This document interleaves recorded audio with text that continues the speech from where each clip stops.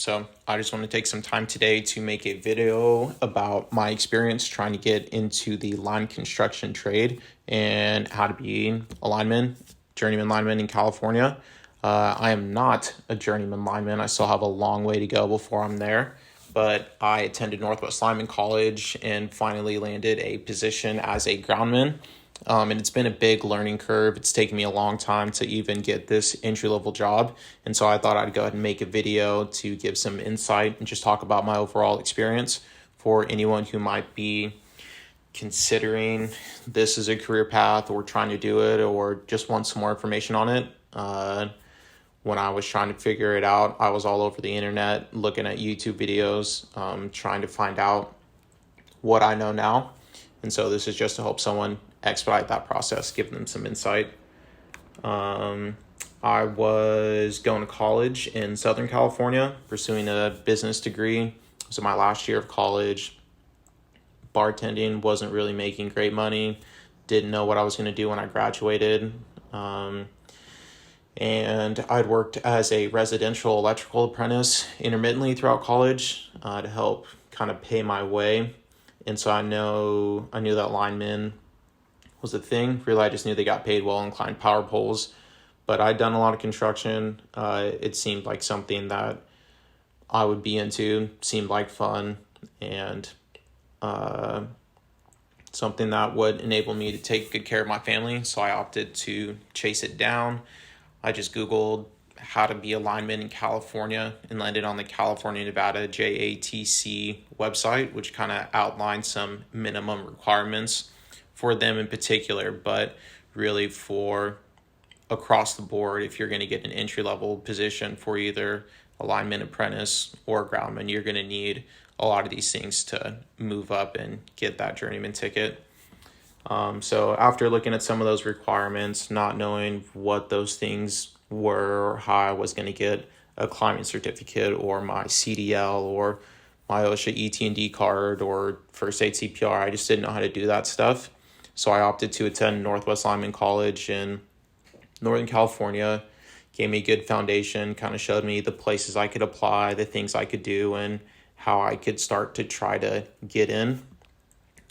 So first off, if you want to be a journeyman lineman, the timeline or streamlined trajectory for that is to be a groundman, then become a lineman apprentice.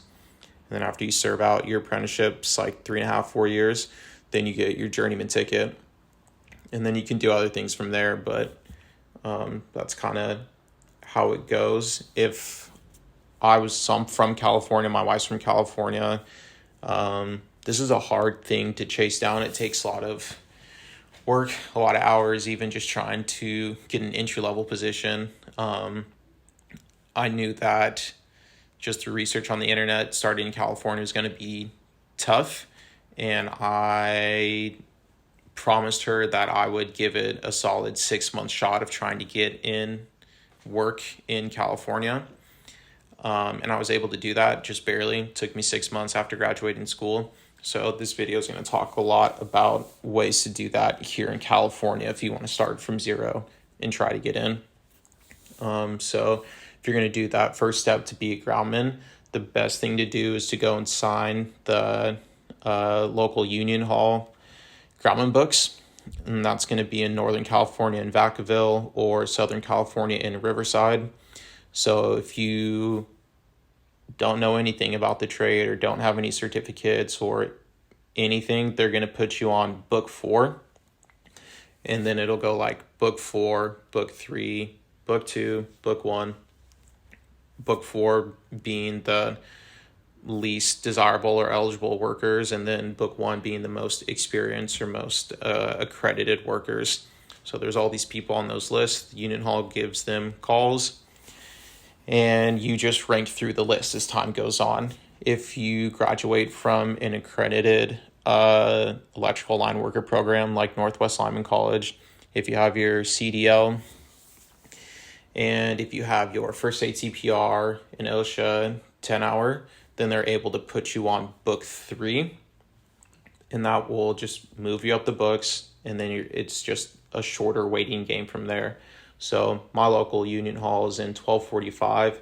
I went down there and signed the books. It ended up taking about 6 months for them to get to my name from book 3 to, I think I started like 300 and ended up at like book 3, number 40 before I got a call to go to work. But I served out my time on the books there. I ended up not taking the call because I had just gotten a job as a groundman literally the Friday before I accepted a job, and then they called me on Monday and it was too soon. I had to get out and move, so I got taken off the books. But that's the best way to get in, because you just sign up, it's a waiting game, and eventually you'll get to go to work for the union hall if you go that route. The other option is to apply to all the electric utility services in the state of California. That's what I did. I applied all over the place through PG&E, SoCal, Edison, SDG&E, SMUD. I applied to a lot of jobs through them and ended up only making it a couple steps through the hiring process for a few jobs. It's a pretty lengthy process and a lot of applicants, but that's another route you could take. One that eventually ended up helping me get a job was applying to one of the utilities and getting in. Then the other option is this picture here shows the 9 JATCs across the nation. So these kind of work with the union halls from my experience, but basically if you go to line school and you have the CDL and the minimum requirements, then you are allowed to do an interview with them. So you go in on their website, you sign up, fill out an application, and then they have like 6 months to call you for an interview. So I applied to CalNev and to Mountain State. I figured it would be less impactful, and my 6 months was coming up soon, and I told my wife I would try to stay in California, but I really needed to go to work in the trade and get this thing going. So I ended up going and interviewing for Mountain State, which is cool, but these JATCs service all those territories. So if you get a call, then you could be going to work anywhere in those in any of those states that they cover. But for a lot of these things to even really progress or get anywhere, whether it's the groundman books, working for a utility, or getting on as an apprentice with through the JATC, you're going to need these minimum requirements, like a climbing certificate, your OSHA stuff, your CDL, that stuff. I didn't know how to do any of that, so I opted to attend Northwest Linemen College in Northern California.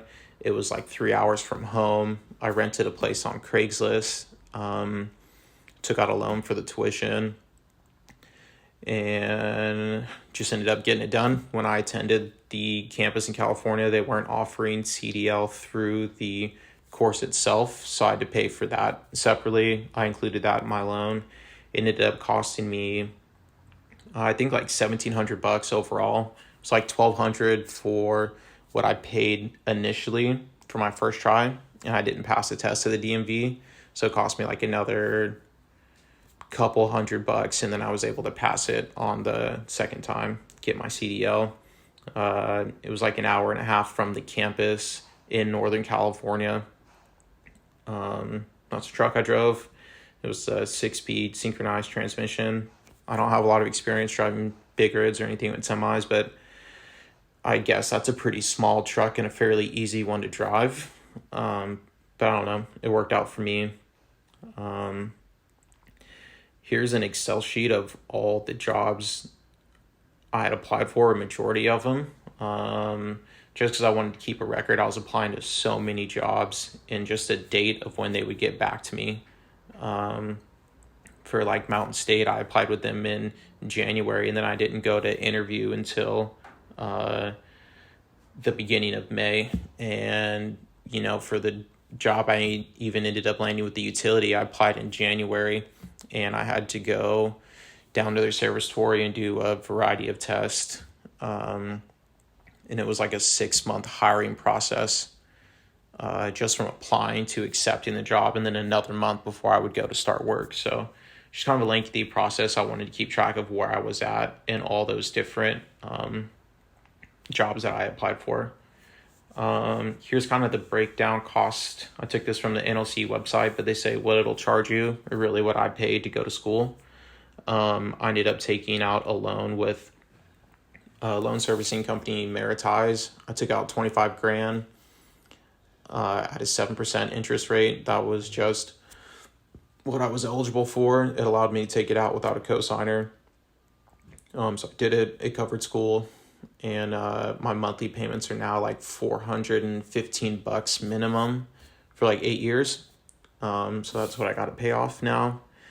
Here's another little breakdown of kind of the same stuff. I rented a house off Craigslist in Orville, California, which is where the campus is. It was like $800 a month for 4 months. It's the duration of the program. So went ahead and did that. That's how it worked out. And then here's just like a montage or collections of some pictures and videos of my time at school. There's me bright, shining, excited to get started in the trade, going to school. There's the crappy daily car that I drive and still drive in order to afford to just go to school. Or my tools that you know are factored into the cost of tuition. If you don't have your own tools, they'll supply. You can buy them and they'll supply them. There's some different pictures and things from school. Me being up on poles, common poles. They teach you a little bit of operating on some of the line trucks, which is all good experience. Just things like that. So school's fun. I had a great time. I really learned a lot, and it sucks to pay the money, but I'm really glad that I have the knowledge that I do now, because it helps. If I didn't go to school and I didn't know that stuff, and I was just trying to get a job in line construction one piece at a time, I think it just would have taken me a lot longer, and it would have been a lot harder, because I paid the money and went to school. I have their certificates, paid the money, got the CDL. I have the CDL. So now I can apply to these jobs and just go through the hiring process. So school was 4 months long. And then I went to school in August of 2021, graduated school in November of 2021, and then was finally hired in May of 22, started work in June of 22. So it's like from graduating school to actually starting work, it was like a 7-month hiring process for me, which is a long time. I was kind of naive. I thought, I'll probably be working in the trade like a month or two after line school is done. And that's not the case. I mean, it took 6 months at the time just for me to work my way through book 3 on the groundman books. So that was kind of rough, but I mean, it worked out. I was able to go back and do residential electrical work, which is really cool, because I had the flexibility to kind of take off for these interviews and, like competency tests and physical battery tests and things when I needed. So I'll just send you an email like, hey, next week or the week after, we need to have you come out and take a test. So that worked out well. I tested around the board. I went through the whole testing process at SoCal Edison, took all the behavioral and competency tests for PG&E, same for SMUD, and went for a physical interview at SMUD. Those are some of the utilities in California. So I would think I did well, because I was able to get one step further in that process, but it's tough. It's a lot to pay the expenses to go do that, and the time off work, and just like I didn't just apply to one spot. I applied to everything that was available, and so it was a lot to just organize that and get around it. I don't know. I was watching a lot of these videos before I went to school. I know a lot more now than before I went to school, so hopefully this video helps provide some insight, gives you an idea of what it's like starting from zero and just getting one step in, from zero to getting an entry-level job. It's taken me 7 months, and it's been a lengthy process, a lot of waiting, a lot of figuring out, a lot of traveling. But it's been cool. I've really enjoyed school. I'm really excited to get started. Seems like a great career path, and should be fun. If you have any questions about anything in the video or anything you want to ask me, feel free to leave a comment. I'll respond to it, or you can email me, or you can message me on Instagram. It should be linked in the description. But yeah, reach out to me if I can not answer your question. Maybe I can point you in a direction, or ask one of my friends from school or people who I know in the trade that might help get you an answer. Yeah, wish me luck.